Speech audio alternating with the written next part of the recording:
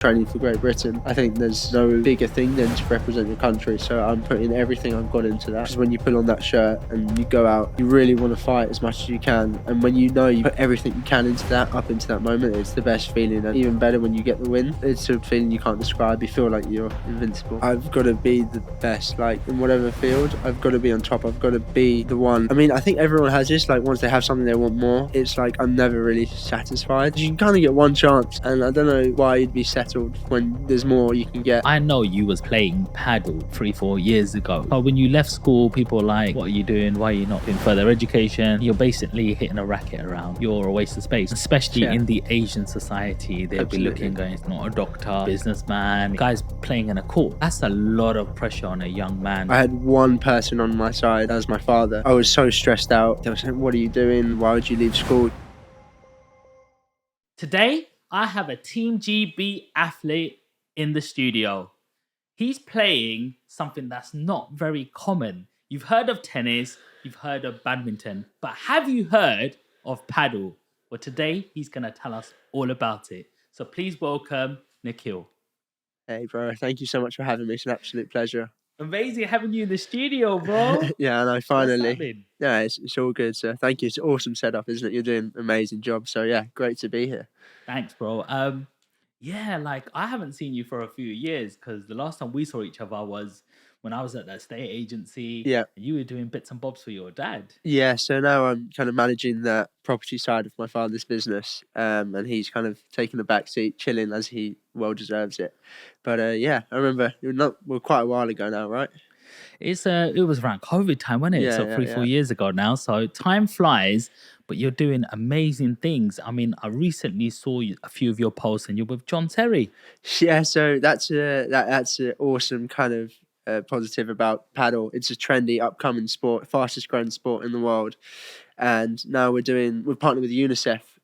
We've got a side company that is a charity called Padel Aid. It's the equivalent of Soccer Aid, but for paddle. So we've got like superstars, as you said, like John Terry, Joss Butler, the England cricket captain, and many more names I can't think of right now. But they're coming playing paddle, and they're loving it and helping develop the sport as it's so popular in Spain. For example, last month it was more played than football in Madrid. Wow. And it's second most popular sport in Sweden, and it's only going to grow faster and faster. How old is this sport? So it was founded, it was created in 1969 in Mexico by an entrepreneur, wealthy businessman who tried to put a tennis court, but his garden was too small and he had his house walls surrounding it. So it was a mix of tennis and with walls, which then developed into paddle, what it is now. How comes I've only heard about it the last few years? It's 1969. Yeah, well, it's been hard to get into the UK. One, because of like the planning regulations and how difficult it is to actually build a club. Whereas in Spain, it's a bit more lenient and you can kind of go through the process without having all this hassle. But now in England, as the Lawn Tennis Association have now taken over, they're in charge of Wimbledon. They're helping develop the sport and doing a great job and bringing in like enticing investors from abroad to invest in these massive clubs. And you got the Danish, Swedes, and all over the world, they come into the UK to invest. It's amazing. You say that it's taken off quite, well in Spain and stuff, because I've been to Alicante and I've seen some courts and I'm like, hey, what the hell is that? Like, it felt like someone was cheating. It was like in a box, like a funny racket, like we're not even didn't look like there were strings on it. That looked like just like a cardboard sort of slap thing. And then I went to Menorca as well. And one thing they had outside the complex was this paddle again. And it was like people like are lining up, queuing up, playing 8, 9, 10 o'clock at night with the floodlights on. How important is it with like the authorities, like, getting planning permission? Because it seems like planning has hindered the sport in this country. Absolutely, yeah. So as I just mentioned, for example, Sweden, it's a lot easier just to go to a warehouse and kind of just do it. Or in Spain, whereas in England, as you know, that it's so strict and everything has to go by the book, rightly so. And to do one thing, you've got to go through the whole ABC list. So we're actually opening a club soon in Surrey, and we won the tender against many other competitors in 2020, and we've just got approval last week. Wow. So it's been a very vigorous and 4 years. long process. So yeah, I was 19 when we got it. Oh wow. So yeah, now hopefully we'll get developing that soon. So yeah. Okay. And what does it involve developing one of these courts? Is it just what's the floor made out of? So a paddle court it's a mixture between tennis and squash. There's a net in the middle. It's 20 meters long by 10 meters in width. You could fit about 2 on a tennis court. And the cost to build one is a bit higher than tennis, of course, because you've got physical materials and not just a net. Normal court in the UK would cost about £25,000, and then you'd have to add on groundworks on top of that to actually install it. So yeah, we're looking to put quite a few courts, around 7 in our club in Surrey. And what's the floor made out of? So it's just a synthetic carpet. So it's a bit of silica sand on that, and that's it really. And what sort of balls do you use? What are they made of? So Tennis balls? exactly same dimensions of a tennis ball, but slightly less pressurized because everyone's a bit closer together. Yeah. And if you were to play with the same pressurized tennis ball, Yeah. it would be flying everywhere. Oh wow. Do they still hurt? Yeah, absolutely. It's basically getting hit by a tennis ball, so it does get hurt. But yeah, no, it's good fun. I've heard you got quite a few different rackets. So I saw somebody on TikTok. Everything's from TikTok, but I don't know if it's true or not. But he goes, anything below 50 quid, scrap that. You don't want it. It's just good for the bin. Do you know what I mean? Like Yeah. once or twice. So what sort of racket am I going for? Who are the leaders in the industry, like the makes, and Sure. what are the differences? So the best brand in paddle is called Ball Paddle. It's you've got the Adidas and you've got the big other household names involved, but Ball Paddle have been there from the start and they've developed it and they love it the most. They've shown the most care to it, and they have the best players in the world on their side. So there's. I'm paying a lot of money for that then. Well, I'll sort you one out. But the rackets, they can range from, like you said, £50 all the way up to £300-400, and even Prada have got their own racket now, which is a couple grand. So quite a lot of money. But And yeah. what is the racket made out of? Like, So the inside's a mix of foam and carbon fiber, so it's expensive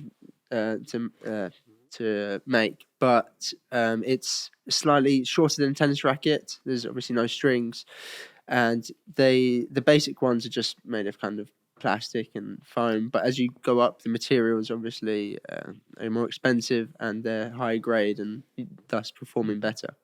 and I heard you got different shaped rackets, like diamond one and Yeah, a few well things. done. Yeah. Like, So you've got diamond, teardrop, and round. I think that's it. Okay. Right. And what one do you use? So I use the teardrop, so it's kind of head heavy, good for kind of adding power. I don't have any power in my game, so I need to add that. But yeah, that for me, that's the best. So let's look at this in a little bit more detail, because I know you was playing paddle 3-4 years ago, you Yeah. know, and it was this hobby that you was doing, this little sport. People are saying, "What are you doing with your life, Nikhil?" And did you end up going to university? I didn't. I left school at 17. So when you left school, people were like, "What are you doing? Why are you not doing further education?" And you're basically hitting a racket around, like you're a waste of space. Like, you get a lot of people, and especially Yeah. in the Asian society, they'll be Absolutely. looking, going, he's not a doctor, he's not a proper, businessman, he's not, dentist, accountant, lister, guys playing in a court. That's a lot of pressure on a young man going, no, in my head, I know what I'm going to do. Yeah.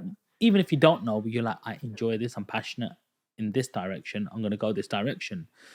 So before even so now it's probably going to be easier for people to go, oh, you're in Team GB. Oh, that was easy.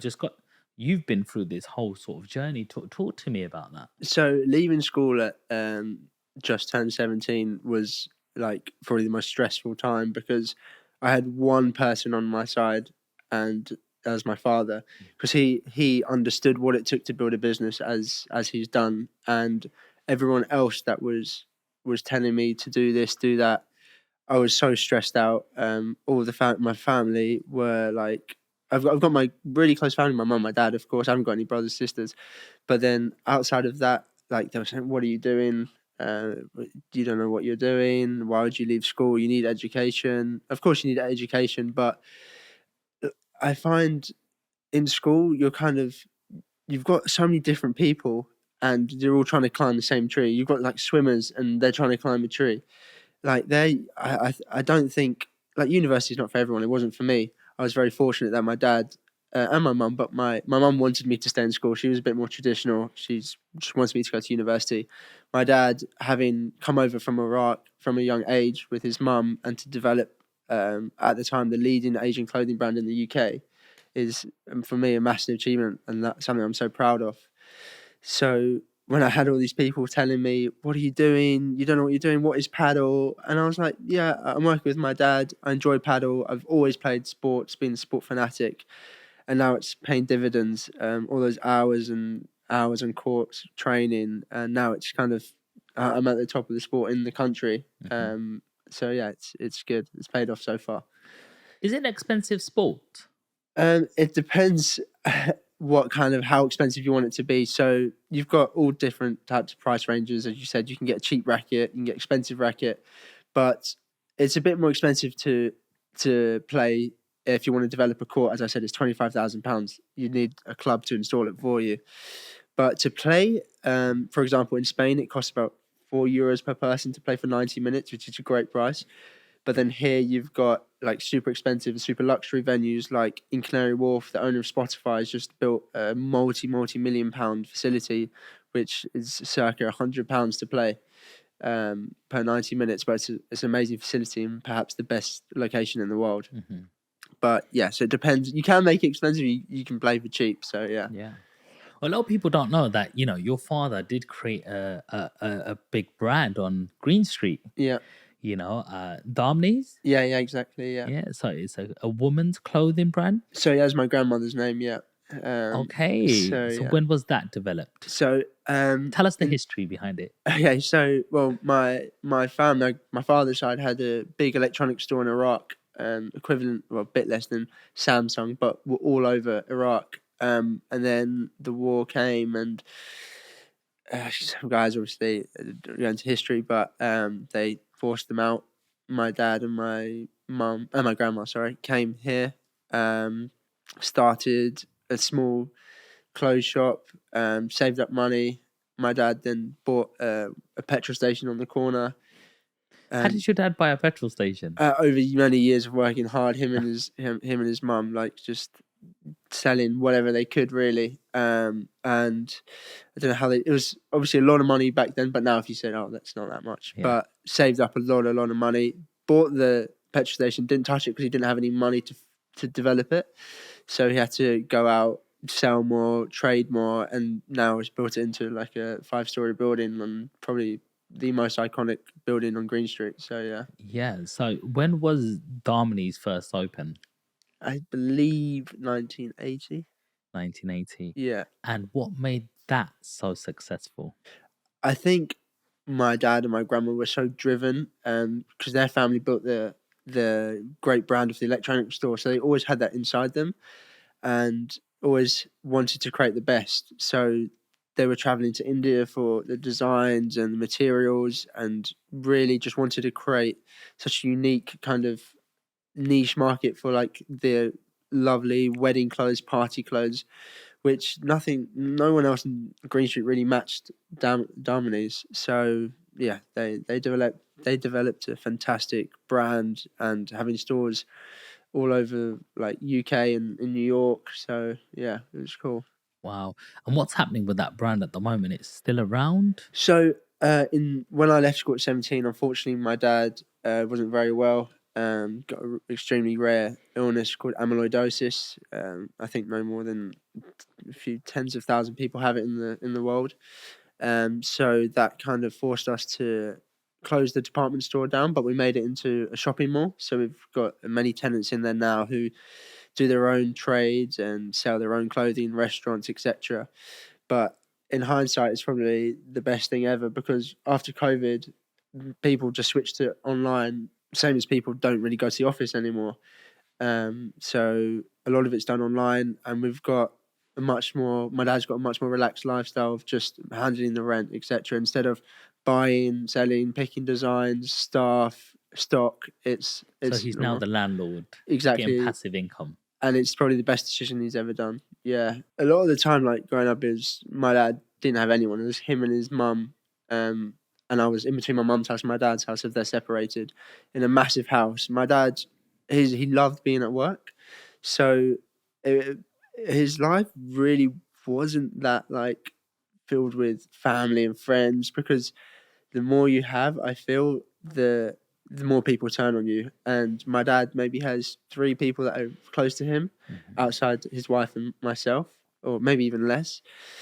And yeah, so only in the past few years he's become really happy. Because one, the stress of the retail is a massive headache, and yeah, so going back to your original question, I get a lot of stick for it. Yeah, I mean, I haven't done anything like for my dad to earn the fortune or his success, what he's done.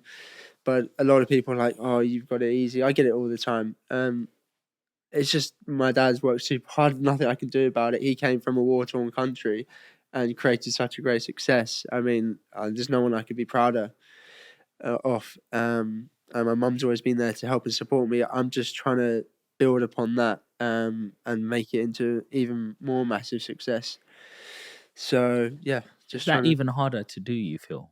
Uh, um, Honestly, probably not, because I have so much knowledge. I'm so fortunate more than anything to have my dad's part of him in me, in the mindset, and being able to talk to these people. For example, I've now last 6 months ago I formed a company to take over Padel in the UK called R3 Sport. My business partner is one of the most well-known people in the UK, really ultra successful entrepreneur, one of the richest families, and he's obviously seen me and seen I'm capable, and that's obviously because of what my mum and dad have taught me.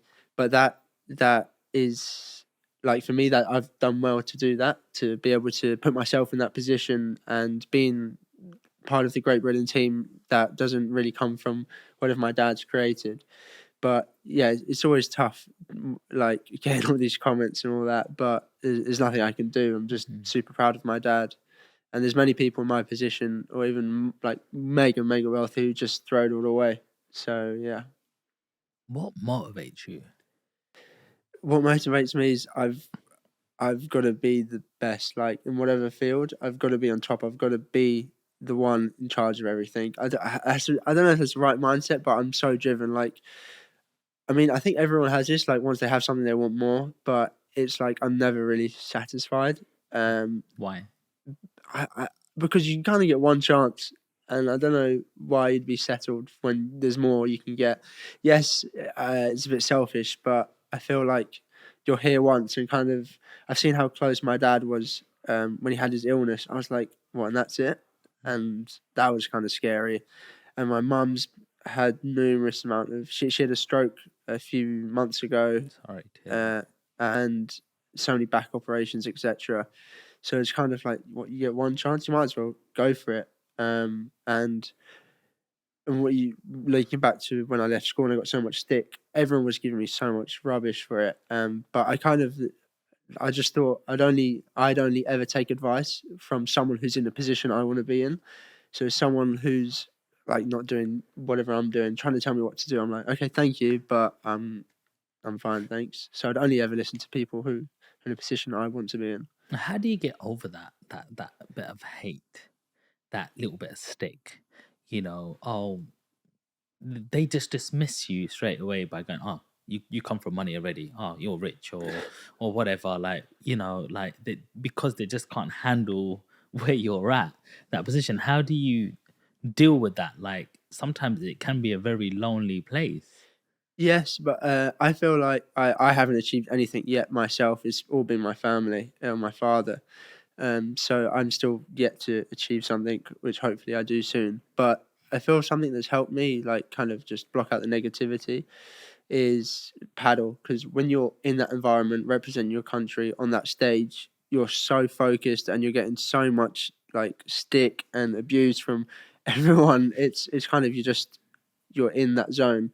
And when you get it from these other people who haven't represented their country or aren't doing anything really, it doesn't mean anything. So yeah. Wow, it seems like you're at that highest level in there. I want to ask, how big is that circuit of getting to number one? Because it's not that well known in the UK, Hmm. as obviously tennis, Wimbledon, Yeah. all of that sort of stuff, and a bit of badminton. How what are the levels in paddle? Like how do you get to the top? Is it like, hey, there's not that many people here, so I can get to the top very easily? I Um, can choose these three sports, and I'll choose that one because I could probably become a world champion in that. Or what does it entail? Like, how much stamina do I need? How much strength do I need? Balance, like, what should my attributes be to be good in this sport? well, absolutely. There's a it's first of all to be number one in anything. I'm not number one, but I'm still got to get there. But to be number one in anything is so tough. And in paddle, like you look at the number ones in the world or even in the country, and they've worked extremely hard to get there. It's super tough to do so. Yeah, you've got to be strength conditioning every single day, training every single day. And I think there's only about 90,000 players here in the UK. But still, to be at the top of that, you've got to work extremely, extremely hard. Obviously, there's just many more participants, say, in tennis. But I think by the end of the decade, there'll be more paddle players than tennis players in the UK. Really? Yeah, like for sure. Like it's a lot easier to grasp because the racket's smaller, so the hand-eye coordination, the skill is not that high, not as high as tennis. But then the further up you go, it's extremely tough. I'm not even of that amazing level, but you see the guys that are up there, and it's extraordinary to see what they do. Even like the number one British player, it's amazing. So yeah. So tell us more about this training regime. What does it look like? So if you're on Team GB, what is your weekly routine looking like in terms of your training? So first of all, the LTA kind of help us out with nutritionist, physio, and all of that. And they set up weekly training schedules and sessions for Great Britain. So at the moment, I gym twice a day, 6 a.m. and 8 p.m. And in between that, I'm training paddle for about 2 hours. And it's important. People think you must train like 6, 7 hours a day. Um, Overall, I'd probably do about 4 hours of 4 to 4.5 a day because it's just as important to recover and mentally prepare as well. So that's how much I'm training a day, and in between, I'm at the family office doing work, etc., and helping trying to develop my other paddle ventures such as R3 Sport, which I just mentioned. So yeah. And what sort of exercises are you doing to complement your sport? So it's not a normal gym kind of bench press how much you can deadlift. It's more like very movement based and acceleration and agility, and injury prevention probably the most important, because if you get a pull hamstring or something happens, you're out, and that month is you're not earning ranking points, you're not earning money, you're losing a month to all your competitors. So that's just as important. So it's very like fast twitch fiber movements. So yeah, it's very different than your average gym session. Okay. And what sort of things are you eating? How many times a day do you eat? Protein, carbs, fat? What does that all look like? So we've got a plan from nutritionists who give us all of that. And I'm really like I'm quite skinny. I'm trying to put on weight.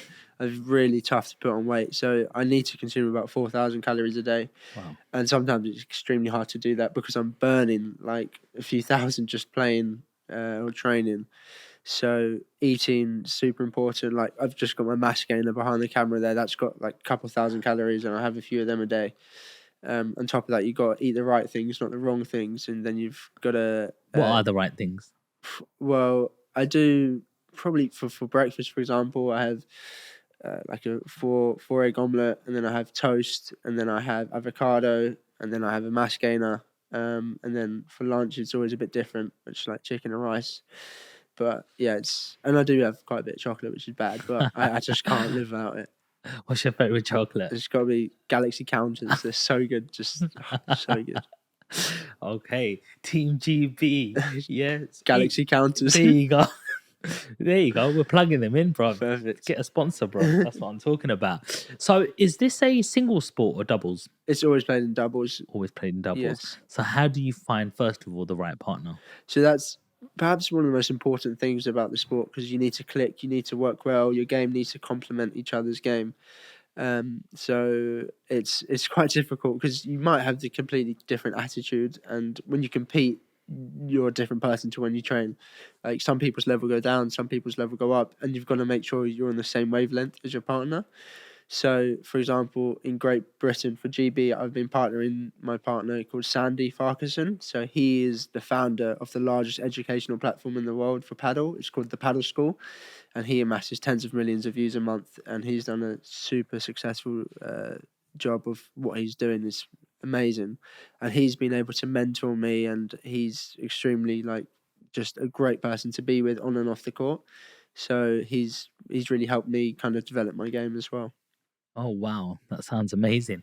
And in terms of, is it how good you are at the sport or is it how hard you work at the sport? It is better to have a partner. So, do you want the most talented person or do you want someone who just generally works hard? Which one would you choose? So it depends what your kind of game is. Like, for example, if my game was all about power, which is completely not, I'm the weakest person ever.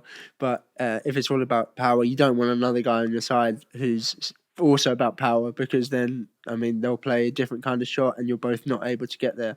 So the number one, I think the best player in the world at the moment is someone called Alejandro Galan and his partner Chingotto.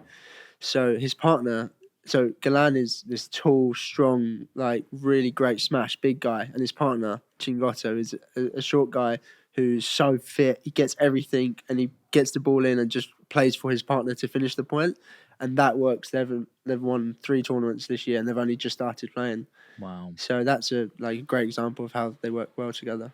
So, what do you do when your partner is injured or not available for some reason, away or something, and you need to have a replacement? How do you choose the correct partner, or how do your coaches align you with the right people next to you? So if your partner's injured, you usually just got to try as quick as you can to find someone else to fill the gap before you start losing points or whatever.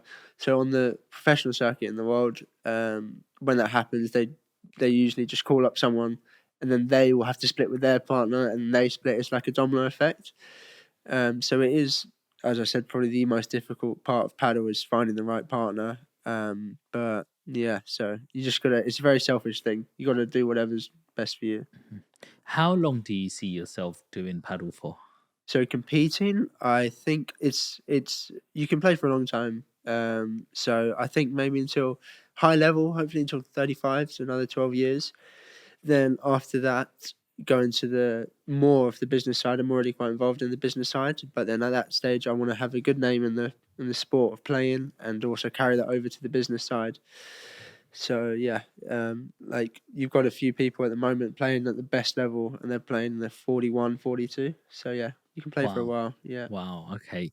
And what are the rules of the game? Because normally you just need to get it over the net with badminton, Yeah, not let it touch the floor. yeah. With tennis is a bounce and within the box.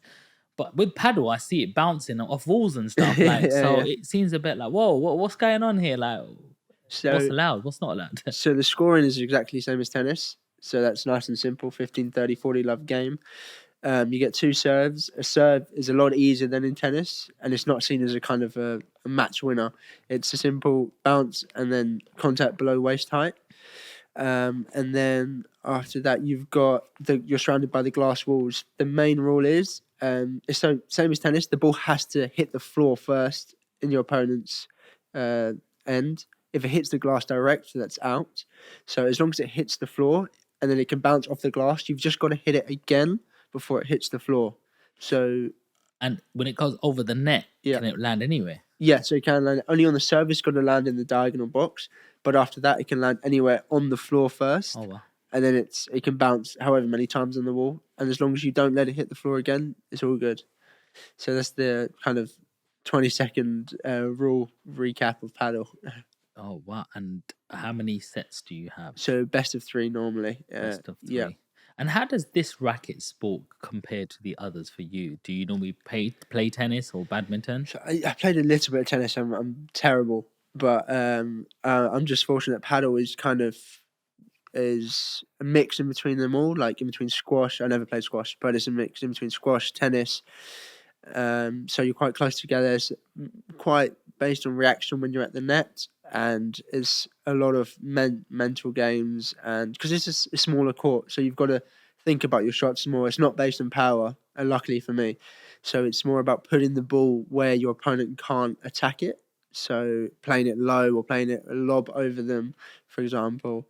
So well, that's why it's so popular, because people are seeing that it's easy to pick up. It's a lot more fun. You get a lot more out of it. The average rally is like 10 shots compared to tennis where it's 3. So yeah, it's a great sport. And how do you like become mentally tough for this? I'm not mentally tough for this, but it's just years and years of competing, putting yourselves in uncomfortable positions. And I've just taken on a psychologist now, and they're kind of making me see it in a different way, giving me different methods. Sorry, what do you mean you've taken on a psychologist now? So I've kind of I'm working with someone that that's with the LTA. So they're speaking with me like on a like twice a week. We're going to have sessions in person and online. So they're teaching me methods like when negative thoughts come in, when you're at a high pressure situation, to learn to not just block them off, like understand them while they're coming in. Can you do anything about it? Kind of go through a checklist. And Right. if you can't do anything about it, then what are you worrying about? And just play with confidence. Is that like therapy? Basically, yeah. So Okay. And is that something you felt you needed? yeah, so it's quite popular. Like the best players in the world, they all have it. Wow. And so it's more important than the physical game Mhm. in many aspects. For Wow. example, Novak Djokovic, I think the greatest tennis player to ever play the sport. His mental side of the game is extremely strong, and he said it's not a gift. It's something he's worked on, he's meditated, and it's proven, and that's why he's so successful. So yeah. Is it expensive to have therapy? It's like everyone's got different prices. It's like going to any sort of therapist, but it ranges. It can range from £20 an hour to, I don't know, the world's best, probably a few £100 an hour. Wow. So yeah, it's expensive. Whoever you go to, And you definitely find that's something that helps raise you up. absolutely, yeah. And so if you're working hard on your craft and working hard in your business is hard, it should be something that you should be working on yourself as well. Absolutely, yeah. Invest in yourself and invest in like your health and your thinking, and that will then you'll see the rewards on the court. Do you have a lot of friends? I think I have a lot of friends, but not many people that I would consider that I too close to me, as in I trust. I have a few, but not too many. And is that by choice or is Yeah, for sure. And well, I can't, when you spend, because, for example, I'm in quite different ways. Like I've got the GB side where everyone wants to be better than everyone, and then you're in the business side where also everyone wants to be better than everyone. But it's two different kind of pots. But yeah, I have some people who are amazing to me, and like I love being with, and other people who are with you to kind of use you and like, oh, what's the best way to hit this ball, or just trying to get advice from you, and that's the only way that they're close to you. And if I was no good at that, they wouldn't even bat an eyelid. So yeah. Wow. All right. So tell me, who do you look up to in the paddle scene? In the paddle scene, could you rephrase that? Just no So one really. in paddle, who are the top players that you look up to and say, yeah, I want to play like that guy? And what makes a good paddle player, like for them to be number one? So there's a lot of things that make a good paddle player. Is your mentality, is your physique, is your understanding of the game, is your attitude. It's not just if you're the strongest, you're the best. If you're the fastest, you're the best. It's a lot of things that kind of combine into one. So probably my favourite player is the world number one. It's Ali Galan. So his attitude is right. If his partner makes a mistake, he doesn't like, oh, what are you doing? He understands that he's trying his best at least, and he trains extremely hard. So yeah, and he's a super lovely guy. So. And what should the attitude be on the pitch? Because some people can say, "Come on, you've just missed that shot. You can come on, just like like have a real go at you," and that gives you some motivation. But some people are like, "Oh, that's just like deflated me now." What is the right attitude, or does everybody work differently? I don't think there is a right attitude because people work like if you shout at them, if you get them pumped like that, they might play better. If you're calm to them, they might play better. So there's not exactly a right attitude. Like the best players in the world right now have two definitely different mindsets. Like Juan LeBron, who's an amazing player, he's very like aggressive and so like pushes to win that he sometimes flips and gets angry at his partner. But then you've got Galan, who's calm and understands everything. So yeah, either work. How do you work? Honestly, I don't know what I'm doing, but sometimes when I'm playing for Great Britain, I kind of just get so pumped up and go a bit crazy, and sometimes I go into my shell. So I'm not at that stage where I can fully control what I decide to do yet, Mhm. but hopefully I'm getting there. How much do you get paid? I don't know. I don't really, not much, but yeah. So yeah. Oh wow! So I've seen you on social media. How important is social media? Um, I think it's important in terms of building your profile and thus drawing in sponsorships, etc. So yeah, and I do think it's important. But then on the other hand, it can have disadvantages like I don't know the obvious like hate and people just throwing negative things. I haven't had too much of that because I'm not too well known yet. But so yeah. And what's it like meeting John Terry, a professional footballer who's played for England? It's a surreal moment to see someone, and in my eyes, one of the best athletes to ever play a sport, a Champions League winner, Premier League winner, one of the best footballers of all time. It's surreal, and he's honestly such a lovely guy. Obviously, people have these things of seeing him on the telly and think he's like, oh, he's so hard. He's going to be aggressive as a defender, but he's a lovely, awesome guy, and yeah, he's actually pretty good at paddle as well. Was he? Yeah. That was my next question. Like, he must have had good stamina, no? Yeah, he's a natural sportsman, so he's great at like picking up the ball, running. He's fit, he's strong. So yeah, he's got all the attributes. So what was that all about? Like when you got him down, and I saw a little tiny vlog about it or a nice Yeah, reel yeah, about yeah. it. What's that all about? So it's for a company called Padel Aid. It's an initiative set up by myself, my good friend Frankie Langan, my business partner Jonathan Rowland, and my other business partner Sarah Horrocks. So Padel Aid is kind of a series of paddle events for charity. For this next event, we're partnered with UNICEF, and we're doing loads of challenge videos. As I said, with John Terry, so we got him in to do loads of challenges. We played a match, and he was fantastic. And on the 9th of May, we're doing a big charity event where we're having some of the best players in the world come, some of the great celebrities. So yeah, it's for a great cause, and it's helped developing the game and give back to those who are in need. Wow. So how does the giving back work? Like who donates? So when you're first of all, we're trying to build up a profile so more people see us and then thus donate. But for example, at our events, the entry is you got to pay a fee to UNICEF. We have raffles, all the money goes to UNICEF. Kind of everything goes obviously towards UNICEF to help them then give the money and help support children or whoever those in Oh, need. who is UNICEF? So UNICEF is like an emergency fund for children in the world, and they work in over 190 countries, and they go and see those in need, and they're fantastic. They've massive name, sponsored Barcelona, and partners with Soccer Aid. So yeah, they're a great charity. And why is charity so important to you?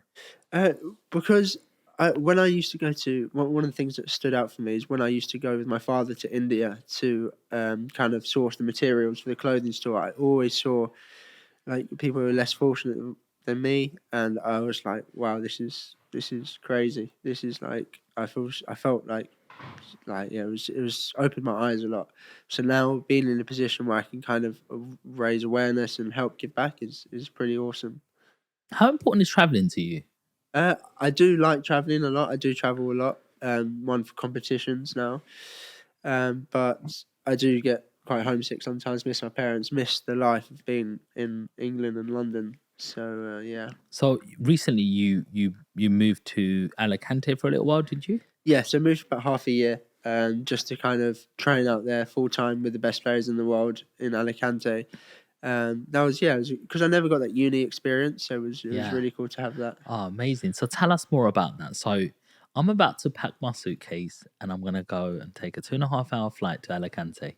I can see the castle there. I can see the beach over there. I can see, Starbucks over there, and I can see the old market. Like, what am I doing? How do I rent a place? What deposit? How much is it gonna cost me? Like, So we're very fortunate that Lawn Tennis Association helped fund most of it, and they made it possible.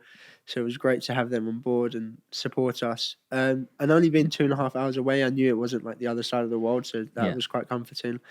But being there and being able to have that experience of living on my own and not having that at uni was cool, and training and living like an athlete, eating, sleeping, gymming it was really cool. what's cost of living like out there? It's cheaper obviously than London. The food and everything's. I love Spanish food, so Yeah, what it sort of Spanish food? well the obvious paella, Yeah. and you have all of that, and the fish. Fish is a big thing there, so yeah, that was good. The food is always good there, and then the weather is obviously the best. What months did you go? So I went from January through to July, so just over 6 months, and yeah, it started off a bit chilly, but then yeah, it was nice and hot in the summer. Nice and warm, yeah. Yeah. So, what was a normal day like in Alicante? So I wake up nice and early, around 5:36, go Wow. to the gym, come back, and then go to train for about 2.5 hours, and then we'd go with the rest of the team, GB guys, go out and do something, and then we would go play a match in the evening between us, and go to the gym again, and we'd finish off with like an ice bath and all of that in the evening. Wow. What do you think of ice baths? I think they're amazing. Like, well, once you get used to it, like the first 2-3 times are tough, How do you but get once used to that? you do get used to it, and once you understand that it's really beneficial for you, it's good. And how is it beneficial to you? It helps you. I don't need this, but it does burn a lot of calories. And so Really? So the longer you're in there, the better. I think it's actually burns more than if you were to play a sport. Wow. I don't know what sport, but I've read that somewhere, and I think it's very good for your mentality as well, and controlling your breathing. And I mean, I haven't read into it, but I've seen that there's so many health benefits, and you see all the best athletes in the world doing it after training. So if they're doing it, I mean, it's pretty good. You mentioned earlier on that your dad's got a rare sort of disease at the moment that produces more protein. Is that something that ever plays in your mind to say that, hey, I might be carrying the same thing? Yeah, absolutely. I think I will one day. I mean, my mum's not been too well. Neither is my father. But that's why I also want to kind of keep fit and do whatever. I don't drink, I don't smoke. I've never done anything of that. So yeah, I do want to try and keep fit as much as I can. And yeah, well, it'll be fate one day if something happens. But yeah, But do you do anything like take any genetic test or anything of I that haven't nature? I haven't done any of that yet. I just try to eat kind of right and do the right things. But yeah, if I do start to notice something, then obviously I'll get it checked. So, what sort of package does Team GB offer you? Like part of the nation's squad. Sure. What are the perks? Sure. So there's so many perks of being able to be with the LTA. Well, one, they offer us a state of the art facility, training one of the best locations in Roehampton. They have the best gym, the best courts, the best food. So that's fantastic. And when we go away to the international tournaments, obviously everything's covered. So yeah, they're doing a great job. Amazing. So, what's next for you within that time? Because you've played for them for 3 times. Is that Yeah, correct? correct. And what's their vibe with you? Like, are they impressed with you? Do they like you? Like, I hope they like me. I think that's why they've picked me so far. But we've got a competition, the European Championships in July, so we'll see. Fingers crossed. Let's see if I'm good enough to get picked. But yeah, like we've got a really good feeling and good team bond. So yeah, it's going well at the moment. and where do you want to actually get to, or what's your ambition within this space? So hopefully, fingers crossed, one day I'll be able to reach the top 100. Right now I'm about 340, so it's tough to get up there. But hopefully, we'll see if I keep on training and going. Let's see where it'll lead. Well, thank you for sharing all of that. But now let's talk a little bit about your entrepreneurial side, Sure. because at the moment you work with your father. Yes, that's right. Yeah, in property management. We used to obviously be in the retail business, but now moved on to property management. Yeah. Okay, and so what does that involve? So we take care of about I'm not sure how many tenants actually, but lots of tenants in our shopping mall. So doing the paperwork, managing them, managing the payments, and kind of refurbing the units. There's always something going wrong. Mhm. It's never a same day, which is nice as well. But it's cool to have this opportunity that my dad's worked so hard for. So yeah, Sure. And obviously, where they've had, quite a large business in Iraq, yeah. they've had the business here. What sort of, I can see that entrepreneurial side from you. What business are you interested in and sort of like going down? And I know you've started dabbling in some already, Yeah. but what is it? What is your goals on what business that you want to grow? I kind of like to have my fingers in quite a few pies. So we've got the sports side and also the property side. So those are two sectors that I obviously really enjoyed. But so yeah, I think those are the two main, like property development, going into that, and building the sports clubs as well is something that you can keep fit and also totally something different. So I think that's healthy. So, like building a sports like court for people to pay you Exactly, to using play it. on it. Yeah, exactly. Okay. And so what are the requirements for that? Well, the hardest thing is to find the space, the land in the UK. It's super tough to find the right space and then go through the regulations. And then you've got to do surveys and ground checks. You've got to get planning permissions. So it's quite a long, lengthy process. But yeah, so it's tough. And what other entrepreneurial sort of businesses like are you interested in? Um, I quite like so. We formed a company, as I said, called R3. So that's kind of look at player management as well. So we're looking after some of the best players in the UK, and we're creating kind of like a super league in between us and other countries in the world. So that's quite a unique thing that not many people do. So that is yeah, it's cool to do that. Nice. And how do you reach out to all of these celebrities like John Terry, the number one paddle player? Like, how do you get these people on your shows and stuff? Sure. So it's honestly it's nothing to do with me. I'm just very fortunate to be in front of the camera. Yeah. We've got a team behind that's working and has all the contacts and well connected. So yeah, it's thanks to them. I'm just there on the day of filming and lucky enough to meet these like sporting icons. Mhm. You talk a lot about business and sport. Where's that sort of like work life balance for you? Um, I don't I don't really see my work as kind of work because I enjoy it so much. So like training all the time. I really enjoy it, and I only get this one chance, so I don't really see it as I said, work. And as well on the business side with my father, see it as such a great opportunity that he's given and he's worked for. So it's kind of all merged as one, really. And how do you see relationships? I the most important thing is my family, like my mother, my dad, and step mom, and all of that. So it's that's the most important. I think if you have those, you're extremely rich. Like other than anything, that's the most important. If you have like your family with you, I think your close family. I think yeah, you can't be richer. And so when you're looking at your future partner, what attributes would you like them to have? I've never been in a relationship, so I don't really know. I mean, if there could be a good paddle partner, that'd be good. But no, I don't really know, to be honest. Just someone who's like understanding, caring. I don't really know. I've never really thought about it. Just at the moment, just really focused on my sports side. So yeah. Okay. And yeah, that was a good question actually. Can you have mixed partners in paddle?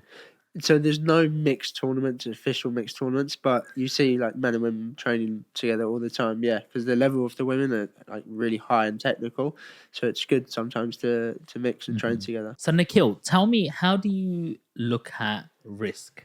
So, you're obviously investing in a couple of businesses.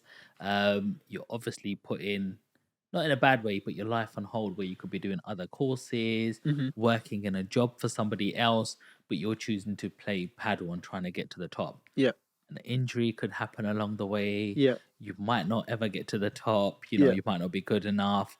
All these thoughts are coming in your mind. How do you manage that risk? Honestly, I've never really thought about getting injured. I don't see it as an option. That might be a bit kind of selfish or stupid.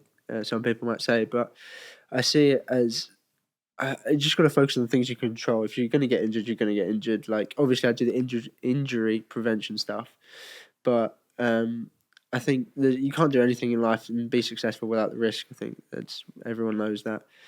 But yeah, so I just really control the things that I that are within my kind of grasp. So And obviously, in your businesses, you invest money into these business, and at least your time is invested. How do you manage the risk of, I might lose all of this or it might not work? so I kind of look at the opportunity. I do my research and see what the outcome is and see what I can gain from it. And from that, I then gauge what I can put into it, how much time I put into it, and what other things. So at the moment, for example, like a basic example is training for Great Britain. I think there's no bigger thing than to represent your country. So I'm putting everything I've got into that. Because when you put on that shirt and you go out and you see you're playing against whatever country, America or I don't know, Italy, you really want to fight as much as you can. And when you know you've put everything you can into that, up into that moment, it's the best feeling. And even better when you get the win. It's a feeling you can't describe. You feel like you're invincible. And how do you do your research?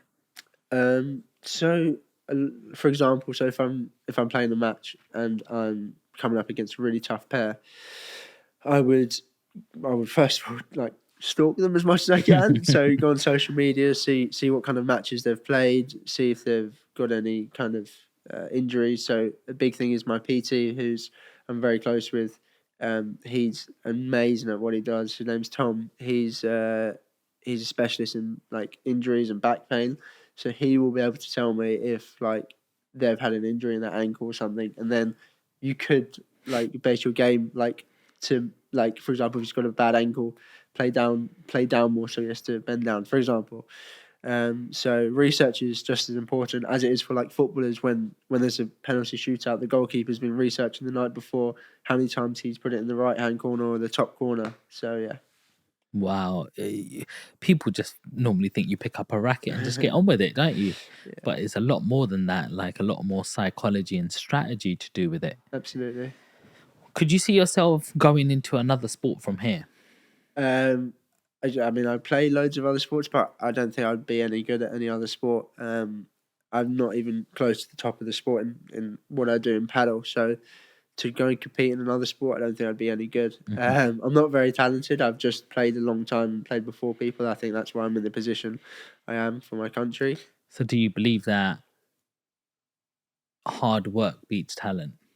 Yeah, if talent doesn't like, I mean that's such a cringy saying, but yeah, when talent doesn't train, yeah, for sure, because you can only be so talented, and people think, oh, he's so good because he's talented. Yeah, after a certain while, then he's got to train, otherwise you're not going to be any good. So yeah, absolutely. Amazing. So what advice would you give to somebody else who's getting into this sport? So if you was to do it all over again, what advice would you give to sort of your younger self? The most like about the actual game is kind of like you can relate it to outside of the court as well is don't rush. Like a lot of people come to the sport and try and smash everything, but you realize you've got boundaries behind you and it's just going to come right back at you. So yeah, it can be inside and out the court. So just like take it easy, like play with intelligence rather than power. Um, so yeah, a lot of people, as I said, just want to smack the ball as hard as they can, but it ends up kind of coming back at you and affecting you. So yeah. Do you think there's a specific body type or body shape to play this sport? Absolutely not. No, you've got I'm super skinny. I've got no strength on me, and then you've got people who are really, really super strong. You've got people who are super tall, small, and it all comes with your advantages, disadvantages. But it all kind of depends how hard you work. So yeah, And you need a lot of stamina, I take it, right? yeah, it depends what level you play to. But yeah, it's a very, very tiring sport, especially when the rally's gone for like a minute or so at high level. So yeah, you definitely need to be fit. Amazing, amazing. Well, Yeah, that was really, really insightful with all of that sort of stuff. So, what's to come in the future? What have you got in the pipeline? So I've hopefully will be more on the business side and also improve my level, getting up the rankings, and hopefully taking over paddle in the UK soon. So we'll see. But yeah, Amazing. Well, is there a message you want to give to anybody at home today? well, if you haven't tried paddle, then go and try it because it is a super fun sport, and there's a reason it's the fastest growing sport in the world. Yeah. Oh, thank you. And also, like the new place that's opening in Surrey, is that ready yet or? No, they'll be ready in about 6 months. But yeah, Okay. hopefully we'll see. Okay. So in this sport of paddle, obviously you're playing for Team GB. Have you represented any other countries or anything like that? So as of yet, no, I haven't. But I am an ambassador for Padel India. So I'm working closely with them, with Alan Healy, who's the founder of Padel India, and also the Padel Federation, who's Ronnie. So obviously the ceiling there is no ceiling to the sport. You've got like 10% of the population plays racket sports. That's still near enough like 140 million people. So that's more than the population of just the UK. So being the ambassador there, it means I can help develop the sport. What I've learned, I can share to all the people that are picking up the sport. And yeah, it's such a great country for, like, I mean, the cricket. You got the racket sports. It's amazing that the number one doubles player in tennis is Rohan Bopana, who's a tennis player, who's an Indian, sorry. So yeah, it's hopefully I can help grow the sport there. Amazing. So what is an ambassador? Like what does that actually mean and what is the actual role of that? So, as an ambassador, I represent the brand, the company, and hopefully the country as well. And I can go and show my excellence to the country and help develop the sport there. And I've chosen to do it because of my family background, and I'm super in love with the country. It's an amazing, beautiful place, and I Mhm, really believe I can add something. So mhm. yeah, So earlier on you said that, your father was from Iraq. yeah. Um did he come from somewhere else before that? So he was born in Iraq, but his mother was born in India. So Okay. they moved to Iraq for business. Right. But yeah, so my all my heritage is from India, really. So yeah, Wow, okay. And have you ever been to Iraq yourself? I would love to. It's such a beautiful country, but I don't think at the moment it's possible. But hopefully we'll see one day. Okay, because that would be interesting to see streets where your father also walked down. Absolutely, yeah, absolutely. Yeah, amazing. Thank you so much for coming on the podcast and sharing so much about the sport. Today we learned about how big the courts are, what rackets you use, what they're made of, some of the best in the sports in the industry. Yeah, it's been really, really insightful. And I think anybody who wants to get into paddle tennis this is going to be a great podcast for them. So, guys, I hope you really, really enjoyed that podcast. I learned loads. I hope you learned some too as well. Don't forget to subscribe, leave us a comment, and share this with somebody who might need to see this. But until next time, peace.